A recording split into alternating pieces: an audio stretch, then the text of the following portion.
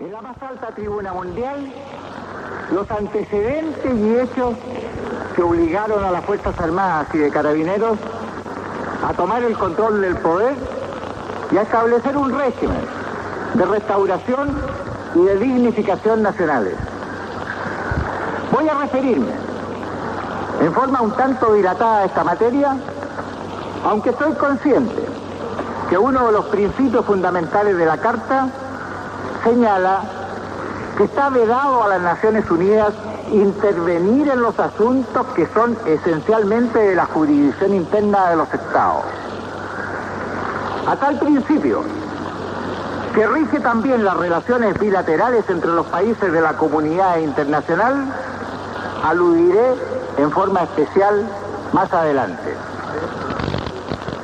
Sin embargo, a raíz de los acontecimientos producidos en Chile, ha surgido una campaña tan falsa, tan malévola, tan malintencionada, tan orquestada, destinada a distorsionar los hechos y las intenciones, que he estimado oportuno y conveniente referirme a ellos, aun cuando sostengo, y con firmeza, que ningún Estado u organización internacional tiene derecho para inmiscuirse o juzgar los acontecimientos producidos en mi patria.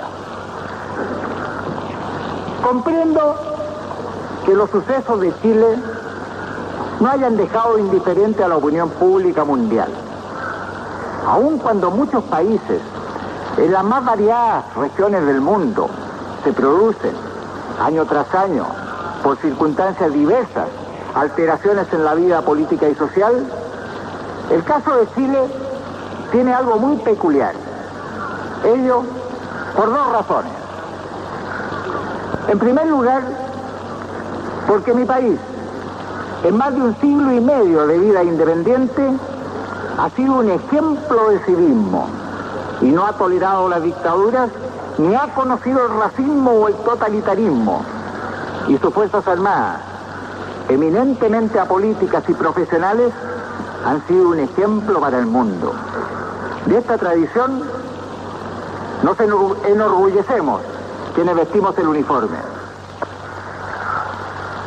En segundo lugar, porque Chile, habiendo aceptado la instauración por la vía democrática de un gobierno imbuido en doctrinas foráneas, colaboró lealmente en buscar un camino socialista compatible con su propia sustancia nacional y sus tradiciones de libertad, justicia y dignidad.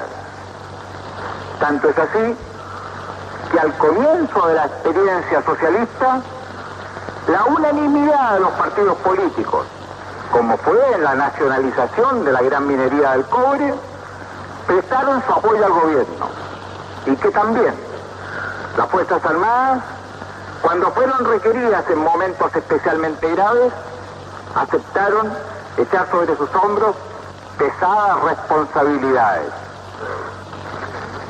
Pero estas generosas, democráticas y desinteresadas actitudes fueron estériles, pues no lograron desviar, sino solamente detener por breves periodos el despeñadero hacia el cual la Unidad Popular precipitaba al país en su afán por consolidar un poder tiránico. Y Chile, solo, sin ayuda ni inspiración de nadie, agotada ya su paciencia, poniendo en juego la valentía, el empuje y las reservas internas que caracterizan a nuestro pueblo, ha sido capaz de reaccionar y de poner término, antes que fuese demasiado tarde, a un sistema totalitario que ha subyugado a tantas naciones del mundo. Me voy a remontar, señor presidente, señores delegados, a lo acontecido en mi país 3 años atrás. En septiembre de 1970, Chile se vio enfrentado a un proceso normal dentro de su historia democrática. Debía efectuarse una elección presidencial. El día 4 de ese mes, el candidato que representaba a las fuerzas de la Unidad Popular obtuvo el 36,2% de la votación popular en una elección libre y democrática, tal como ha sido la costumbre y la tradición histórica de Chile.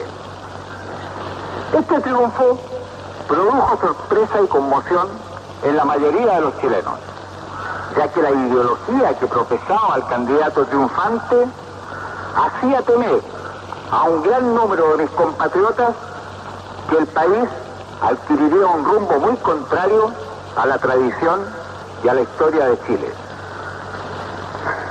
De acuerdo a la Constitución Política del Estado, la elección debía ser ratificada por el Congreso Nacional, debido a que ninguno de los candidatos había alcanzado la mayoría absoluta de la votación popular.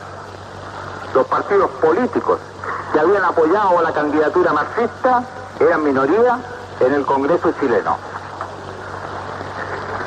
De ahí que, interpretando el sentir nacional, los partidos políticos mayoritarios condicionaron la ratificación del candidato que había obtenido la mayoría relativa al solemne respeto de las normas constitucionales, adicionadas mediante un estatuto especial de garantías.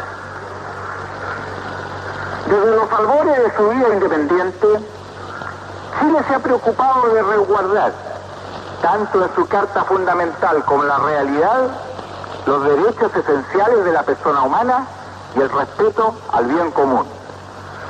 En el caso del candidato de la Unidad Popular, los partidos mayoritarios exigieron que esas garantías fueran confirmadas con una mayor precisión, aún en materias específicas, mediante el estatuto antes mencionado. Fruto de este requerimiento de la mayoría parlamentaria, el Congreso Nacional aprobó en forma unánime y con el voto favorable del propio candidato reformas a la Carta Fundamental que tendieron primordialmente a reafirmar la independencia de las Fuerzas Armadas y el respeto de su función profesional, impidiendo la creación de grupos militares al margen de la Constitución y la ley, a reafirmar la libertad de los órganos de expresión, a reafirmar los derechos políticos de los ciudadanos y las conquistas de los trabajadores en el campo laboral, a asegurar la participación de los profesionales, técnicos, empleados y obreros en el proceso del desarrollo económico. Solo después de la aprobación del Estatuto de Garantías Constitucionales ya mencionado, la mayoría del Congreso Nacional, que, repito, era opositora a la postulación del candidato de la Unidad Popular, aceptó ungirlo como presidente de Chile. El sistema político chileno está fundamentado en la absoluta independencia de los poderes públicos y su irrestricto respeto mutuo. El presidente de la República, el Congreso Nacional y los tribunales de justicia tienen en la Constitución Política del Estado expresamente determinadas sus atribuciones y la forma en que deben relacionarse entre sí.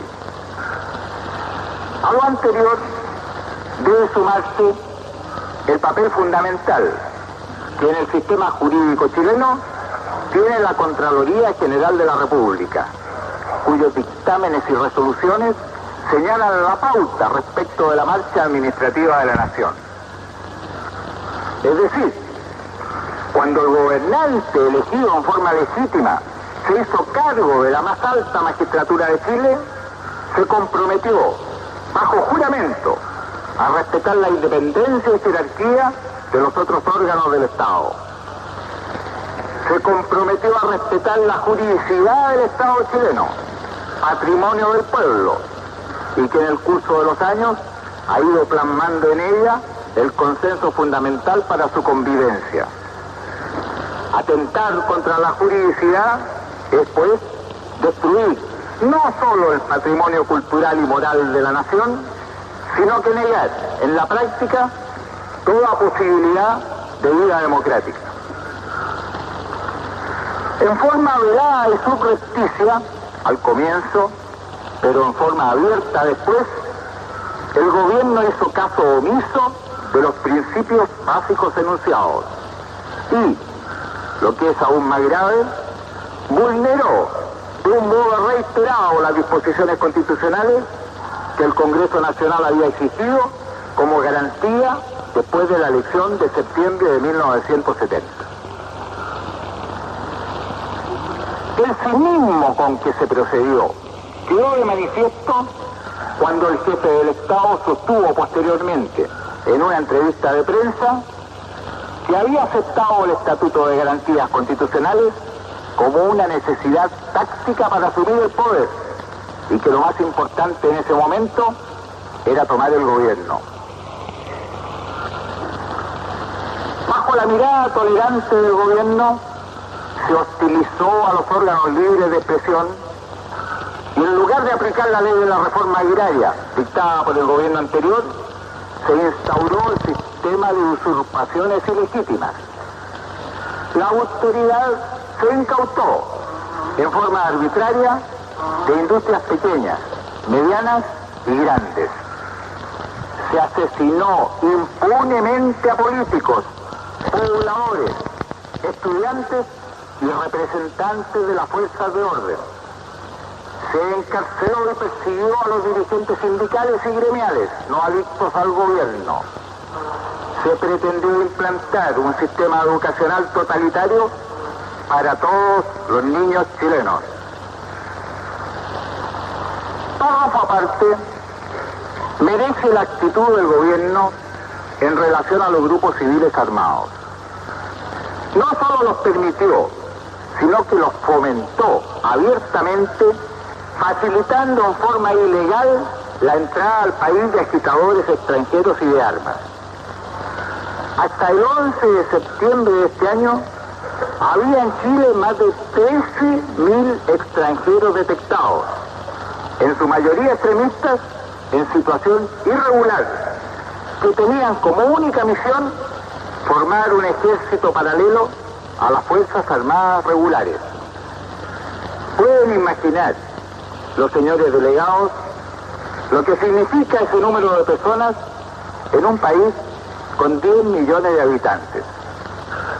Pero la acción de estos extranjeros llegó aún más lejos. Ocuparon cargos dirigentes en la administración pública, en las fábricas ilegalmente requisadas y en la dirección de la economía nacional. Y hemos visto con vergüenza a extranjeros formar parte de delegaciones chilenas encargadas de negociar convenios internacionales. A lo anterior, cabe agregar la incapacidad del gobierno para estructurar un plan económico que obedeciera a nuestras reales necesidades, lo que produjo una catástrofe de la cual Chile tardará muchos años en recuperarse. La experiencia económica del marxismo en mi país, por lo nefasto de su gestión, será inolvidable para mis compatriotas. Deseo mencionar solo algunas cifras, con el objeto de avalar lo que estoy afirmando. De acuerdo a las últimas estadísticas oficiales del gobierno de la Unidad Popular, durante el año pasado, la producción agropecuaria bajó en un 20%, la industrial en un 9% y las exportaciones mineras, base fundamental de nuestra economía, en un 28%. En 1970, el dinero total que existía en Chile alcanzaba a 12.114 millones de escudos. A fines del presente año, de acuerdo a la proyección del proceso, el circulante habría sido a lo menos 23 veces mayor. En el año 1970, Chile tenía una deuda externa de 2.630 millones de dólares. Al 31 de diciembre de 1973, dicha deuda llegará a 450 millones de dólares, con el agravante de que este incremento en el endeudamiento externo no ha tenido como principal causa la importación de bienes de producción, sino de alimentos y otros bienes perecibles que Chile dejó de producir como consecuencia de la política económica marxista. En el año 1970, la balanza comercial de Chile tenía un superávit de 78 millones de dólares. En lo que va corrido el presente año, esta arroja un déficit de 438 millones de dólares. A esto hay que agregar que durante la gestión del gobierno de la Unidad Popular, el país perdió la totalidad de sus reservas internacionales. Esas reservas alcanzaban en 1970 a 448 millones de dólares. En 1972, el déficit en el gasto fiscal representó el 40% del gasto total. Para el año en curso, se estima que el déficit superará el 50% del gasto público. Todos estos antecedentes económicos llevaron al país a soportar la más alta inflación del mundo, 323% en los últimos 12 meses.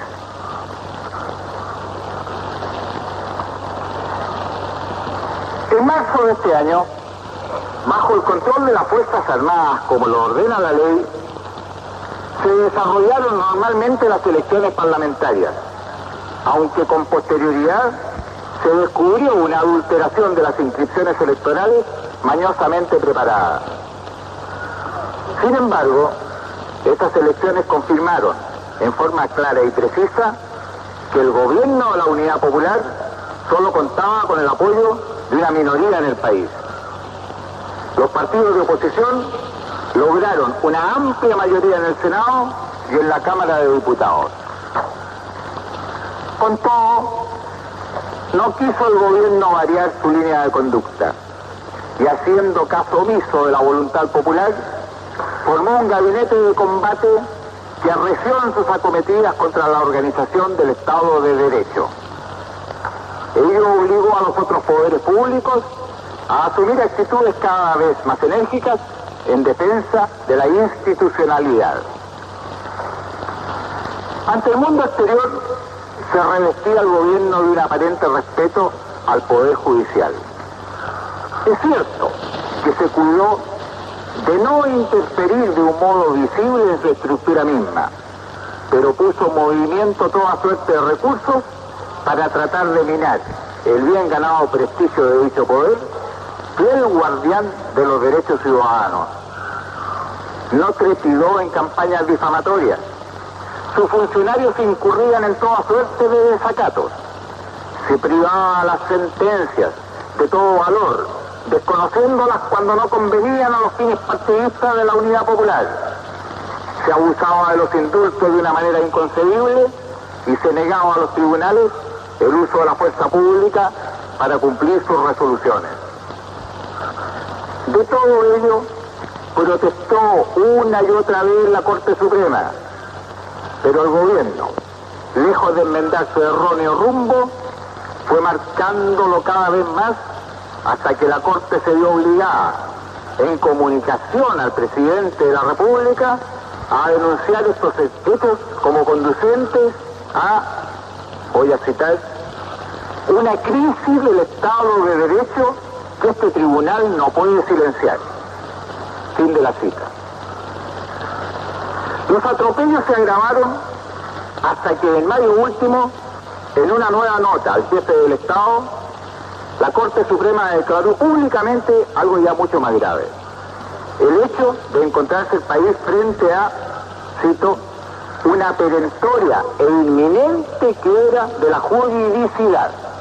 Fin de la cita.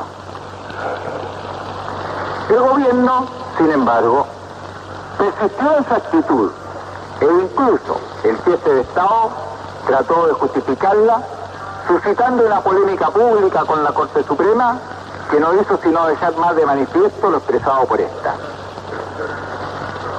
Pero no solo el Poder Judicial se vio obligado en defensa del bien común a señalar la grave desviación del gobierno. También la Contraloría General de la República era objeto de ataques cada vez más enconados y de reiterados desaires. Se abusaba de los decretos de insistencia, implantándose así un sistema de gobernar a espaldas del Parlamento. E incluso llegó el presidente de la República a desconocer la opinión del Poder Contralor sobre la promulgación de una reforma constitucional aprobada por el Parlamento y que el Ejecutivo pretendía poner en vigencia de un modo parcial.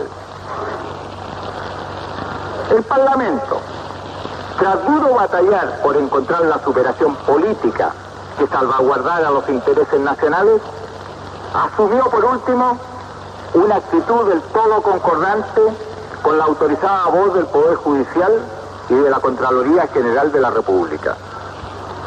Incluso la posibilidad de someterse el gobierno a una decisión plebiscitaria había sido rechazada por la Unidad Popular, dejando así aún más de manifiesto su falta de sustentación democrática. El 22 de agosto último, la Cámara de Diputados, órgano fiscalizador del Congreso Nacional, denunció también en forma enérgica y clara el abismo hacia el cual el gobierno precipitaba al país. Por 81 votos contra 47, adoptó un acuerdo de suma importancia, cuyos principales acápites me voy a permitir citar. Comenzó por recordar que la soberanía reside esencialmente en la nación, que las autoridades no pueden ejercer sino los poderes delegados por esta, y que un gobierno, al arrogarse derechos no conferidos por el pueblo, incurre en sedición. Señaló enseguida textualmente, voy a citar: es un hecho que el actual gobierno de la República, desde sus inicios, se ha ido empeñando en conquistar el poder total con el evidente propósito de someter a todas las personas al más estricto control económico y político por parte del Estado y lograr, de ese modo, la instauración de un sistema totalitario absolutamente opuesto al sistema democrático representativo que la Constitución establece. Fin de la cita. Y agregó, continúo citando: para lograr este fin, el gobierno no ha incurrido en violaciones aisladas de la Constitución y de la ley, sino que ha hecho de ellas un sistema permanente de conducta, llegando a los extremos de desconocer y atropellar sistemáticamente las atribuciones de los más poderes del Estado, de violar habitualmente la garantía.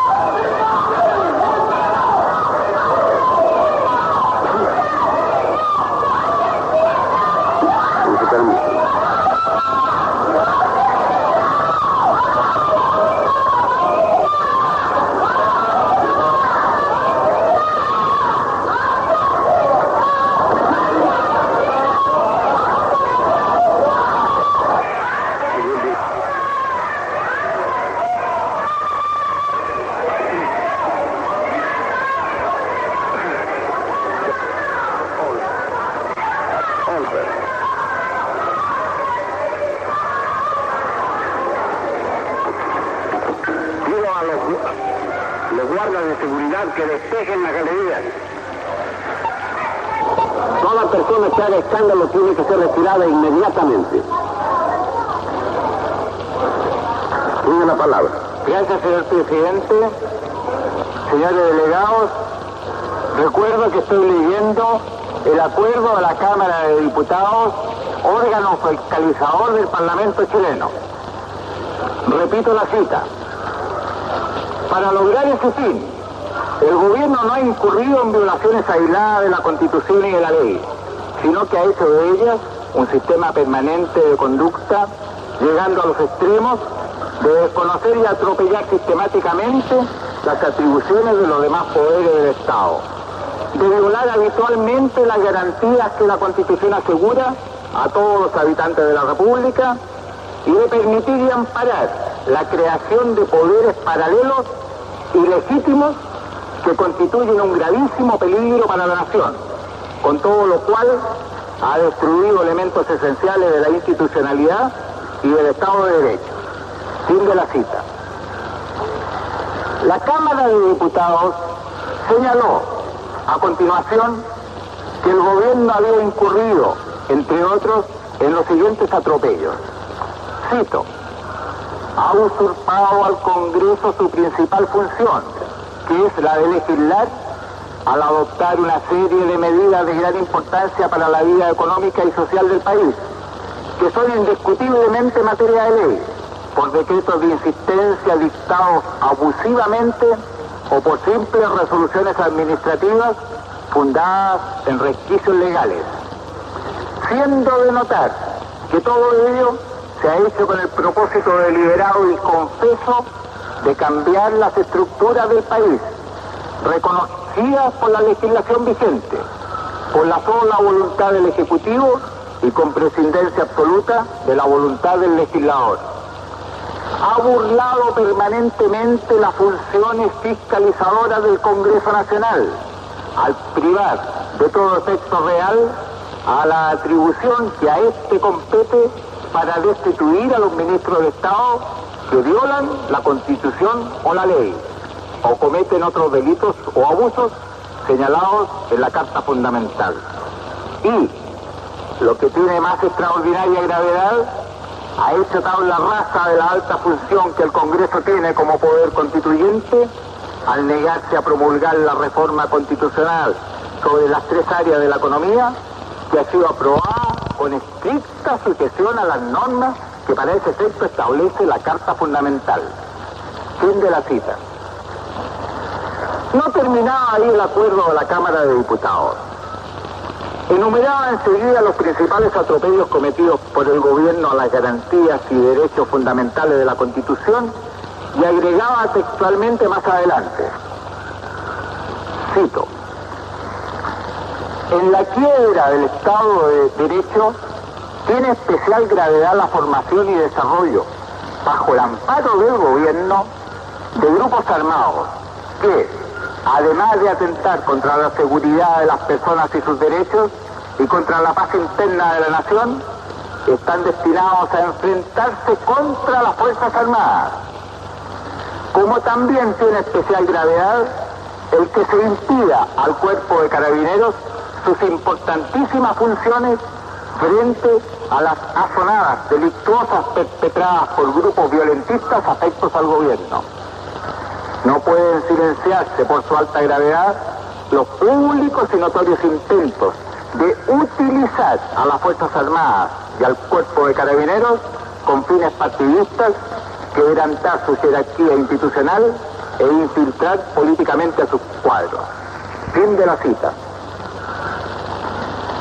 Terminaba el acuerdo de la Cámara de Diputados, representando al Poder Ejecutivo el grave quebrantamiento del orden constitucional y legal en que se encontraba la República, la necesidad de poner inmediato término a las situaciones y hechos taxativamente enunciados, la urgencia de encauzar la acción gubernativa por las vías de derecho y asegurar el orden constitucional de Chile. Como ya lo señalé, fue larga la paciente espera de la ciudadanía y de los otros poderes públicos, siempre llanos a facilitar soluciones que superaran la situación. También las Fuerzas Armadas, como lo he mencionado, colaboraron leal y profesionalmente con el gobierno. Su misión hubo de ir mucho más allá de lo que su vocación les indicaba, pues fueron requeridos en varias oportunidades para asumir cargos de grave responsabilidad política. Es así, como en octubre de 1972, frente a un tenaz paro civil, a fin de calmar la opinión pública y garantizar las elecciones parlamentarias que debían tener lugar 6 meses después, representantes del Ejército, de la Armada y de la Fuerza Aérea de Chile asumieron cargos ministeriales. Quien ahora tiene el honor de dirigirse a ustedes se desempeñó como ministro de Estado en ese periodo y trabajó con todas sus fuerzas para cumplir en forma leal y eficiente la misión que el presidente de la República le encomendara. En reiteradas oportunidades, los ministros miembros de las Fuerzas Armadas hicimos presente a quien ejercía la primera magistratura de la nación la necesidad de adoptar medidas destinadas a modificar los rumbos. Logramos algunas rectificaciones, pero todo fue borrado una vez que cumplía nuestra misión de velar por la pureza de los comicios electorales, abandonamos nuestros cargos en el gobierno. Después de las elecciones de marzo del año en curso, y en cumplimiento de nuestro sagrado deber de preservar el régimen democrático, en múltiples oportunidades hicimos presente a quienes dirigían la marcha del país el peligrosísimo camino por el cual se estaba conduciendo a Chile. Se nos respondía con promesas que nunca se cumplieron y con afirmaciones totalmente reñidas con la realidad. Mientras mañosamente se organizaban campañas en contra de una posible guerra civil, en forma subrepticia continuaban entrando al país agitadores profesionales, armas y otros elementos de alto poder destructivo con el preciso objeto de preparar el sangriento golpe de gracia a nuestro sistema democrático.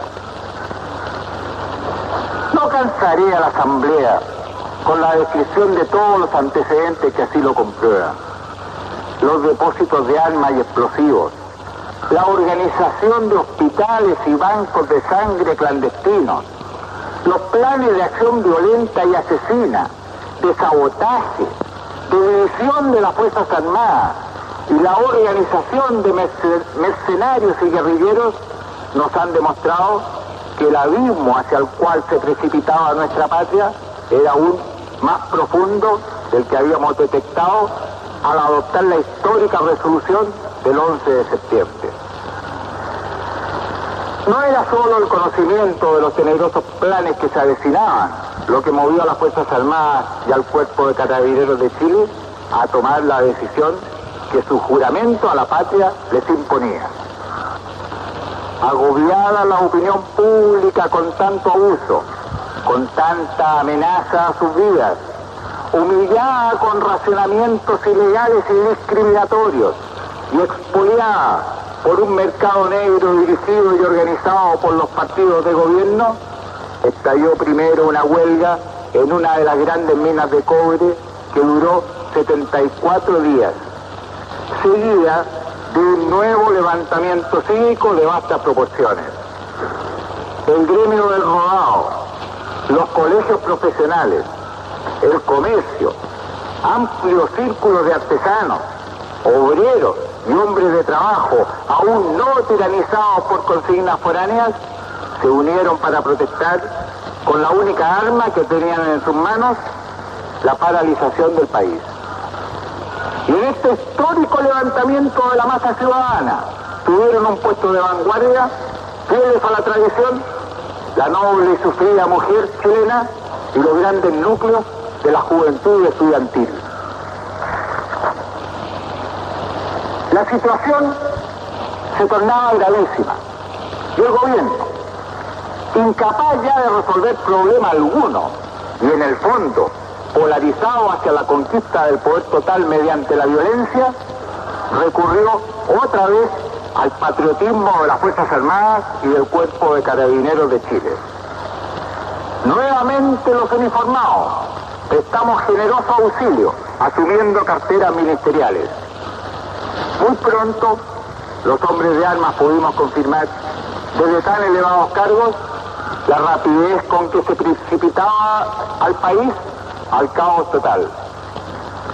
Constatamos el profundo deterioro de la seguridad nacional. Comprobamos la irritante injusticia de un régimen que se decía popular y cuyos jerarcas vivían en un lujo y boato aún más indignante frente a las largas filas de quienes trataban de encontrar alimento. Pudimos constatar el peligrosísimo grado a que había llegado la intervención extranjera en nuestros asuntos y de cómo aumentaban las bandas de verdaderos delincuentes preparándose para aceptar el golpe de gracia a todo aquel que no fuera un incondicional esclavo. La criminalidad aumentaba día a día. Un alto oficial de Marina, edecán del presidente, fue víctima fatal de una oscura sonada. Un joven oficial de ejército caía asesinado por un extremista extranjero. Los servicios de inteligencia militar detectaban criminales intentos de subversión en las filas de la Armada, instigados por personeros destacados del régimen, entre los cuales se encontraba el secretario general del Partido Socialista, al cual pertenecía el jefe del Estado. Nuestro último esfuerzo, al integrar un gabinete con personeros del gobierno depuesto, no logró detener la avalancha de los acontecimientos. La protesta cívica ya no cesó. El peligro de un enfrentamiento entre la mayoría ciudadana sin armas y los fuertes núcleos paramilitares organizados por sectores de la Unidad Popular que habían estructurado un plan para asesinar a autoridades civiles y militares y alcanzar así todo el poder, hacían urgente el cumplimiento por parte de las Fuerzas Armadas y Carabineros de su obligación fundamental de salvar la integridad de la patria. El 11 de septiembre actuamos guiados únicamente por nuestro juramento, que hace muchos años hicimos, en orden a defender nuestra patria y a aunar nuestros esfuerzos por conservar a Chile como nación libre, próspera y soberana. Actuamos en concordancia con la inmensa mayoría de nuestros compatriotas, que veían con desesperación y temor como una ideología extraña a nuestra historia, aprovechándose mañosamente de nuestra estructura jurídica, solo buscaba implantar un régimen totalitario. Actuamos como instituciones, sin la presencia de ningún caudillo.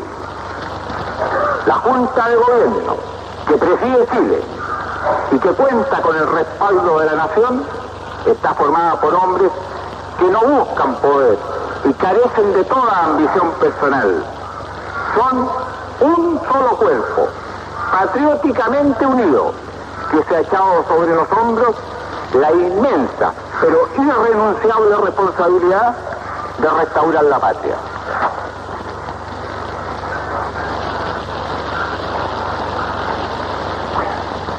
Debo llamar la atención de los señores delegados acerca del acuerdo adoptado por el Pleno de la Corte Suprema de Justicia 2 días más tarde, el día 13 de septiembre pasado, por medio del cual el más alto tribunal de la República, en conocimiento del propósito del nuevo gobierno, en orden a respetar y hacer cumplir las decisiones del Poder Judicial sin examen administrativo previo de su legalidad, dispuso que los distintos tribunales de justicia de la nación continúen cumpliendo su labor ante la certeza de que la autoridad administrativa les prestará la garantía necesaria en el desempeño normal de sus funciones.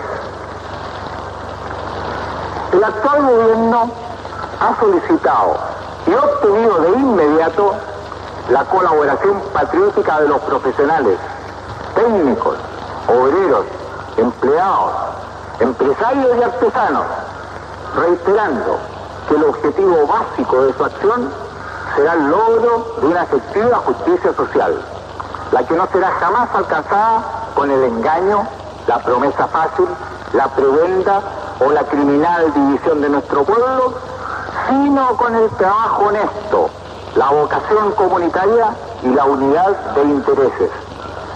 El actual gobierno no será el regreso a un pasado próximo o remoto. Los trabajadores han librado largas y difíciles luchas en defensa de sus legítimos intereses. Los institutos armados son parte de este pueblo noble y jamás traicionarán a quienes, como ellos, unen sus esfuerzos para devolver a Chile el sitial que la historia le ha reservado. Mantenemos nuestro tradicional respeto y hospitalidad al extranjero, pero seremos muy celosos en velar porque no se repitan los incalificables actos de intervención foránea que tanto sufrimiento han causado al país. Con el concurso de todos se reconstruirá Chile.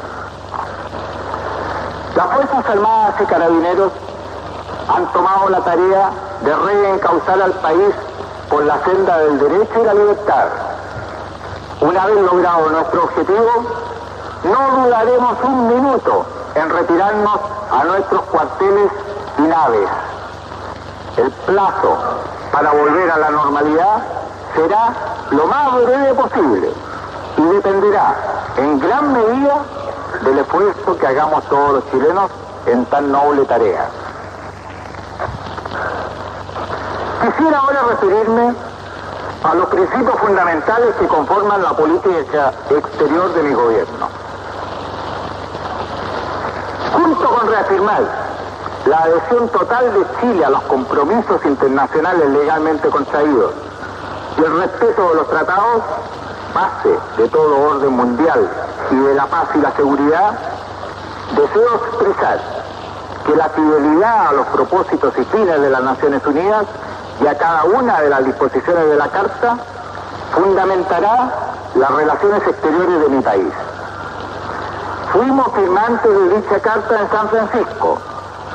Hemos prestado siempre nuestra cooperación, no solo a esta institución, sino que también a todos y a cada uno de sus órganos, directa e indirectamente conectados con ella.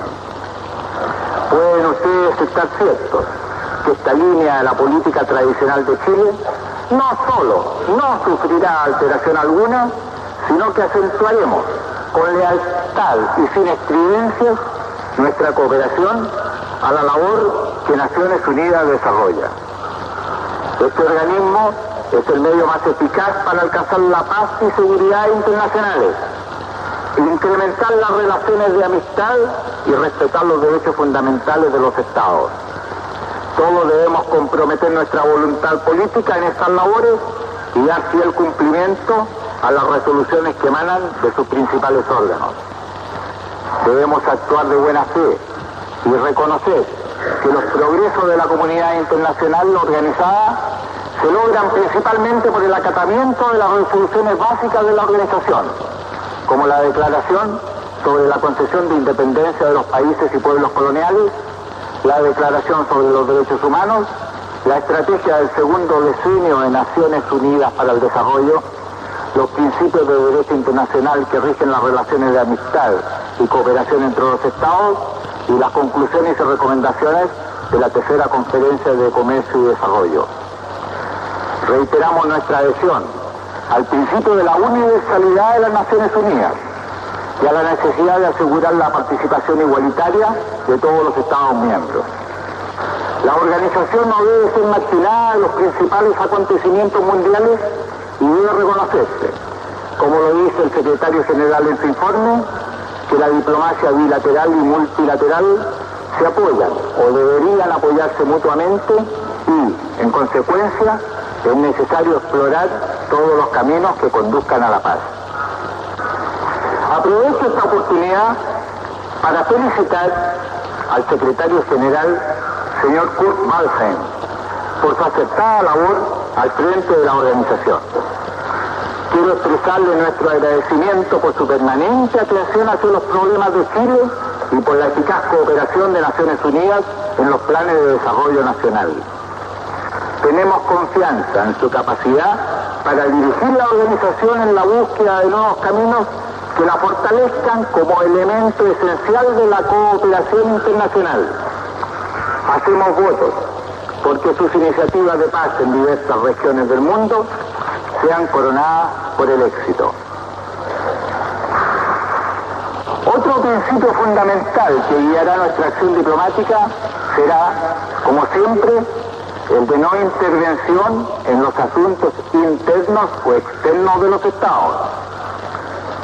Pero así como nos comprometemos solemnemente a respetar las soberanías nacionales y sus secuelas, la libre determinación de los pueblos, declaro en forma categórica que jamás aceptaremos injerencias foráneas en nuestra vida interna o en la conducción de nuestra política internacional. En la aplicación de este principio fundamental, uno de nuestros primeros actos fue romper las relaciones diplomáticas y consulares con el actual gobierno de Cuba. Desde hace 3 años hemos venido comprobando la permanente injerencia de agentes cubanos, oficiales unos, oficiosos otros, en nuestra política interna y aún en nuestra política exterior. En el momento de la ruptura se encontraban acreditados 42 funcionarios diplomáticos cubanos en Chile, contra solo 6 chilenos en La Habana, de los cuales únicamente 2 pertenecían a los servicios del Estado. En situación irregular fueron detectados 987 cubanos castristas en mi país en septiembre pasado. En el curso del presente año, entre el 1 de enero y el 31 de julio, llegaron a Chile, en misión diplomática u oficial, 633 personas provenientes de La Habana. La intervención se ejercía en todos los órganos de la administración política, económica o funcionaria del Estado, y sobre todo en la Presidencia de la República. Los instructores y máximos dirigentes de los grupos paramilitares eran cubanos o adiestrados por cubanos. El contrabando de armas se convirtió en un sistema amparado por el gobierno. Esto es un hecho comprobado. Por ejemplo, en el mes de marzo del año pasado se comprobó la llegada a Chile de 13 cajones en un avión regular de la línea cubana de aviación, destinados a la Presidencia de la República, que no pasaron por aduana, sino que fueron recibidos directamente por el jefe de la Policía Política chilena.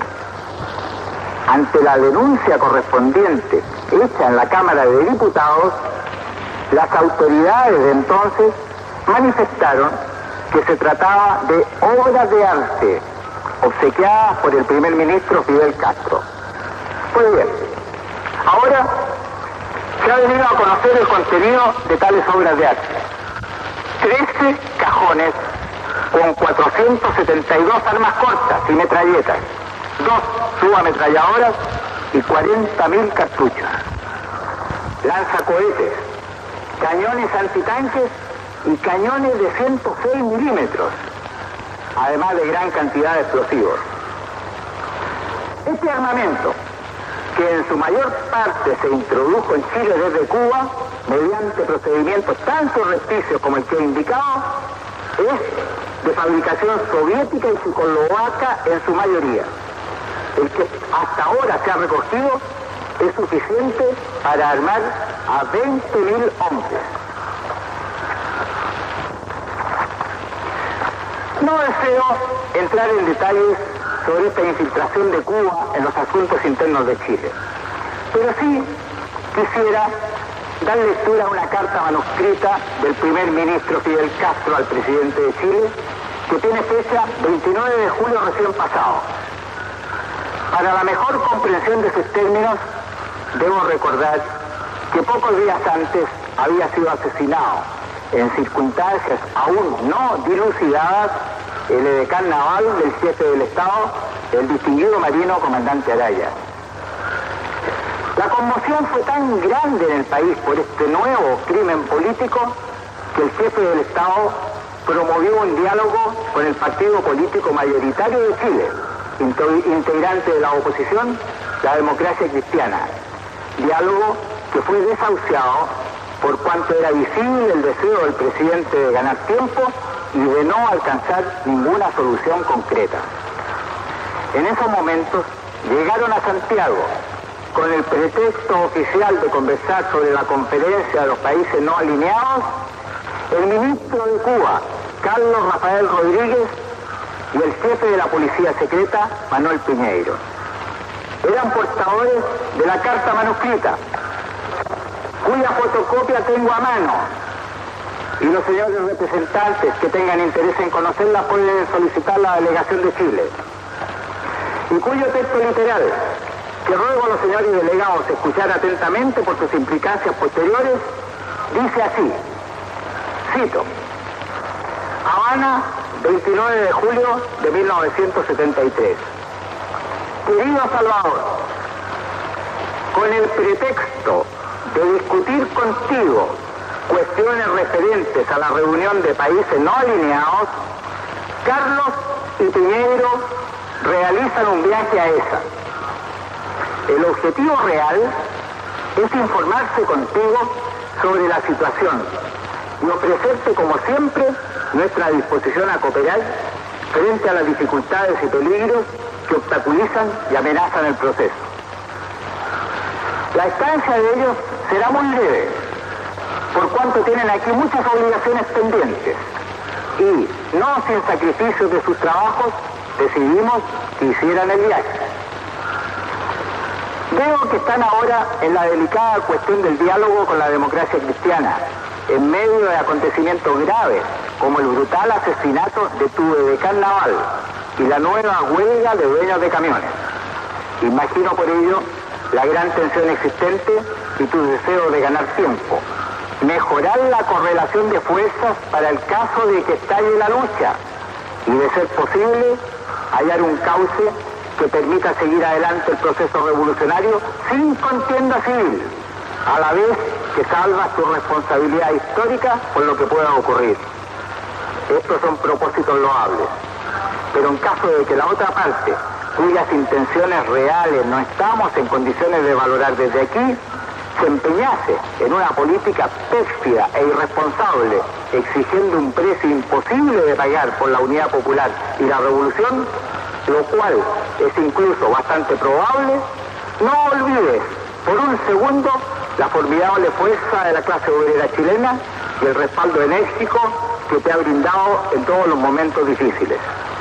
Ella puede, a tu llamado ante la revolución en peligro, paralizar los golpistas, mantener la adhesión de los vacilantes, imponer sus condiciones y decidir de una vez, si es preciso, el destino de Chile. El enemigo debe saber que está apercibida y lista para entrar en acción. Su fuerza y su combatividad pueden inclinar la balanza en la capital a tu favor, aun cuando otras circunstancias sean desfavorables. Tu decisión de defender el proceso con firmeza y con honor hasta el precio de tu propia vida, que todos te saben capaz de cumplir, arrastrarán a tu lado todas las fuerzas capaces de combatir y todos los hombres y mujeres dignos de Chile. Tu valor, tu serenidad y tu audacia en esta hora histórica de tu patria, y sobre todo tu jefatura firme, resuelta y heroicamente ejercida, constituyen la clave de la situación. Hazle saber a Carlos y a Manuel en qué podemos cooperar tus leales amigos cubanos. Te reitero el cariño y la ilimitada confianza de nuestro pueblo. Fraternalmente, Fidel Castro. Fin de la cita. ¿Cabe, me pregunto, señores delegados, una manifestación más descarada de intervención en la vida política chilena? ¿Cabe dudar de la proveniencia de las directrices políticas y del apoyo a la ilegalidad? No necesito ocupar la atención de los señores delegados sobre el reciente y absurdo intento de Cuba de acusar a Chile ante el Consejo de Seguridad. Solo puede explicarse como un esfuerzo desesperado y estéril de encubrir la gravedad de su intervención en la política interna de mi país. Chile, consecuente con la tradición que siempre ha seguido, se reserva el derecho de recurrir a los organismos internacionales correspondientes si lo estima oportuno. Partiendo de la base de que solo podemos mantener relaciones normales con los países que nos respeten, pusimos término también a nuestras relaciones con la República Democrática y Popular de Corea, después de haber comprobado actos de intervención en nuestra política interna y la injerencia de la representación diplomática de ese país en el adiestramiento de guerrillas.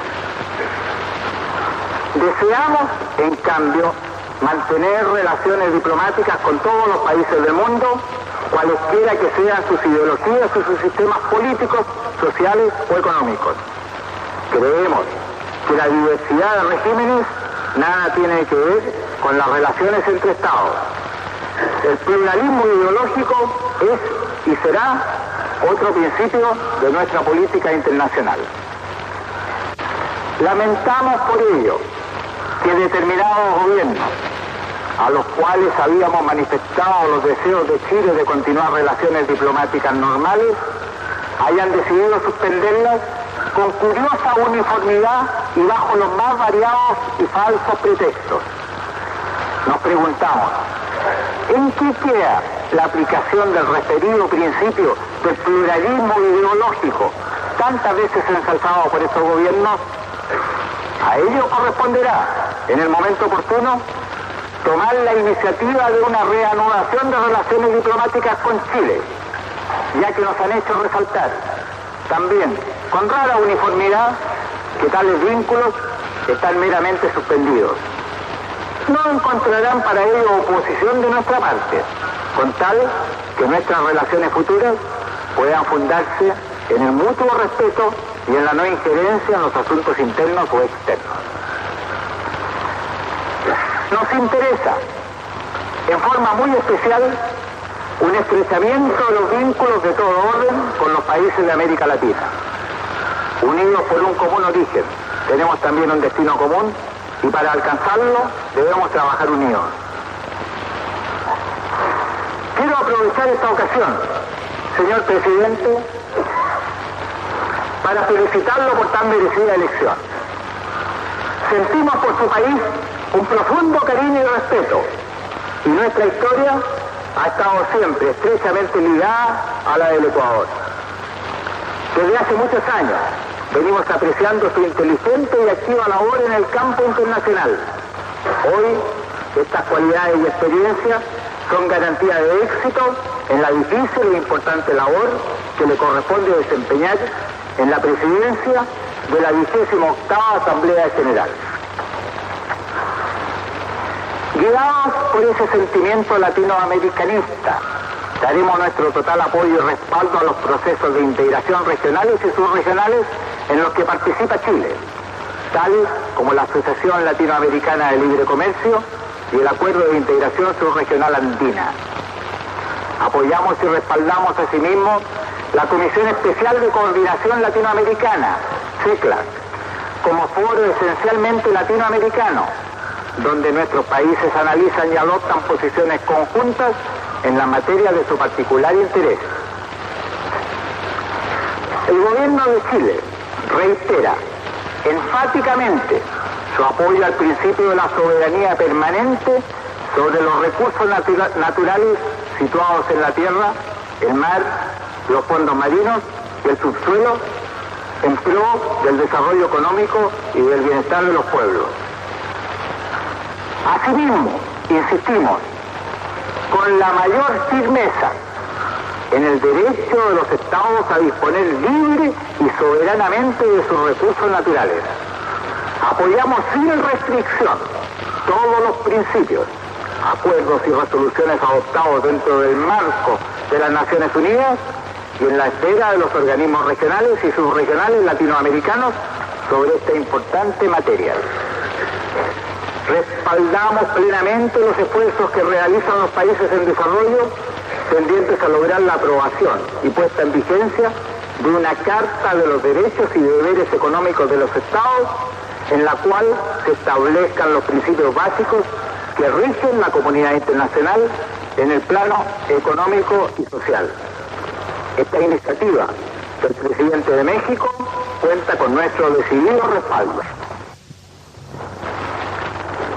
Dentro de la dinámica que rige las relaciones económicas internacionales, el comportamiento de las inversiones extranjeras debe estar en armonía con las metas y programas fijados por el gobierno receptor y tener como mira esencial su interés y beneficio. Así como no aceptamos los imperialismos políticos, rechazamos con igual énfasis los imperialismos económicos, sean de los estados o de las grandes corporaciones transnacionales. Chile luchará en el seno de las Naciones Unidas contra toda forma de colonialismo o de neocolonialismo. Tal política no fue, como algunos tal vez han creído, una innovación del gobierno de la Unidad Popular, sino una constante seguida por mi país desde hace muchos años. Es el fruto de un sentimiento profundamente anclado en nuestro pueblo y en nuestras tradiciones.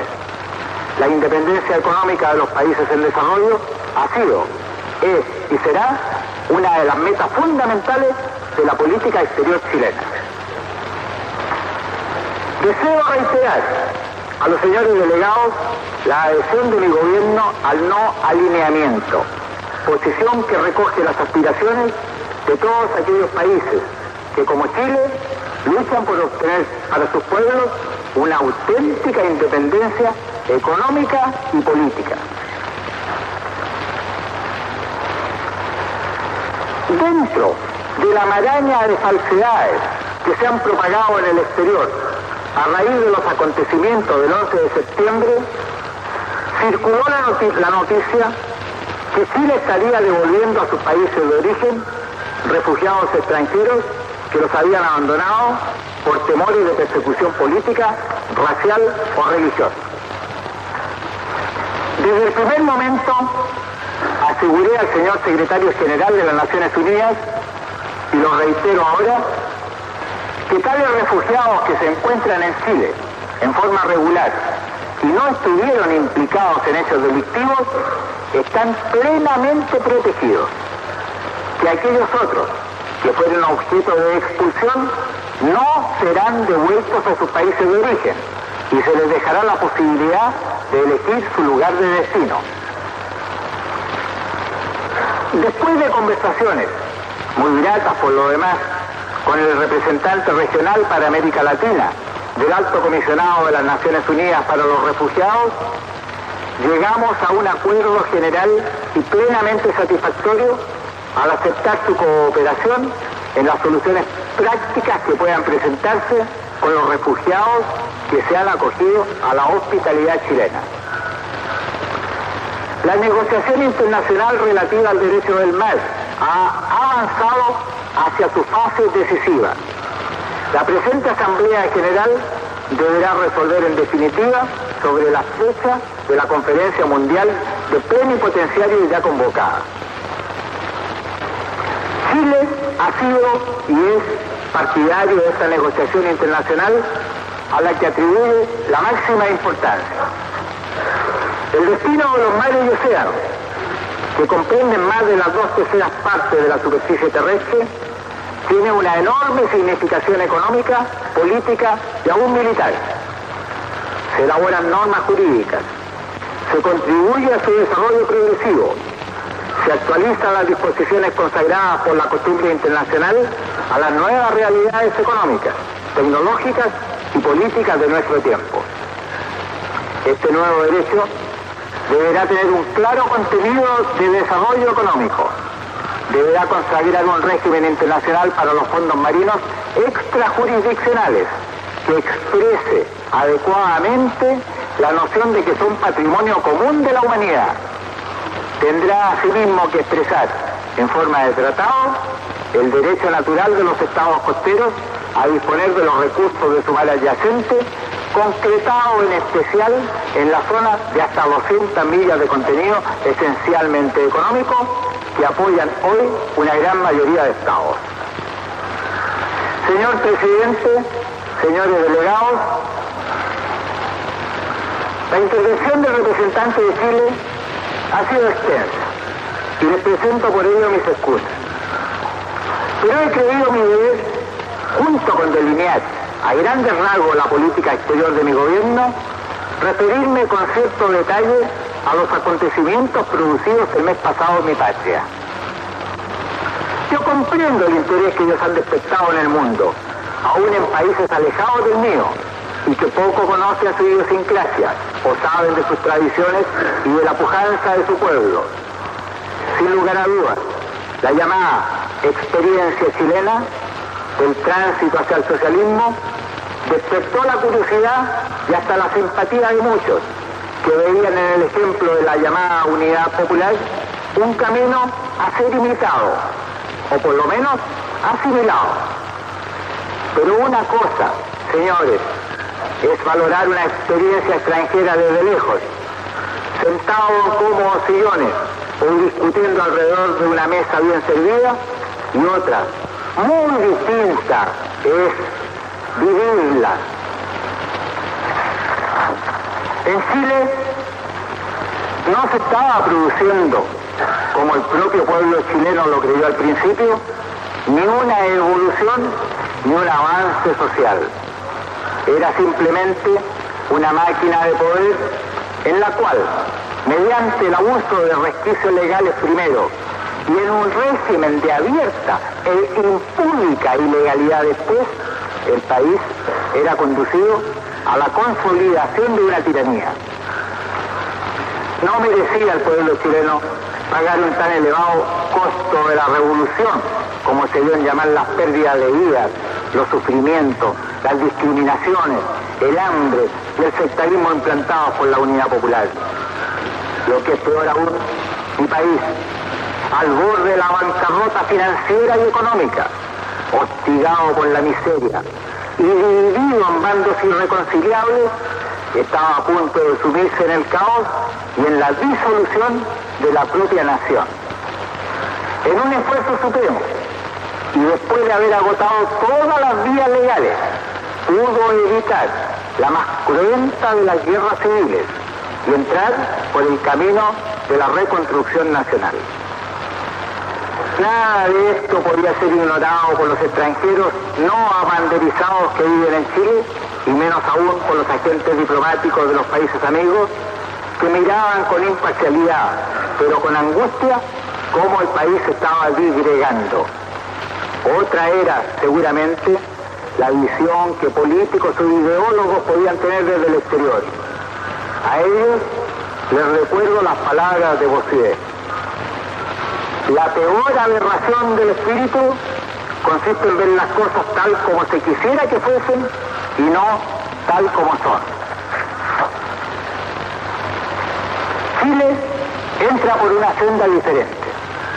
El nuevo gobierno no dará un paso atrás en las conquistas logradas por los trabajadores ni en su política de absoluta independencia nacional. Defenderá con ahínco y por sobre todo el interés de Chile frente a cualquier imperialismo. No es fácil reconstruir entre tanto escombro. Sin embargo, confiamos plenamente en la ayuda de la divina providencia y sabemos que gracias al espíritu de sacrificio y al patriotismo de todo buen chileno no habrá dificultad que no pueda ser superada. La cara y dolorosa experiencia sufrida nos ha dejado algo de positivo. Conocemos ya la ponzoña que se oculta tras engañadores espejismos. El sufrimiento ha unido a los chilenos, superando el egoísmo del poderoso y el odio al cual había sido inducido el más débil. No olvidará el país la lección que le ha permitido recobrar la confianza en sí mismo. Ha podido comprobar una vez más que en el alma de Chile sigue viva la llama de quienes forjaron una patria libre y soberana, encarnando en su historia lo que Silla cantó de nuestra fuerte raza origen, una nación jamás a extranjero dominio sometida. Muchas gracias.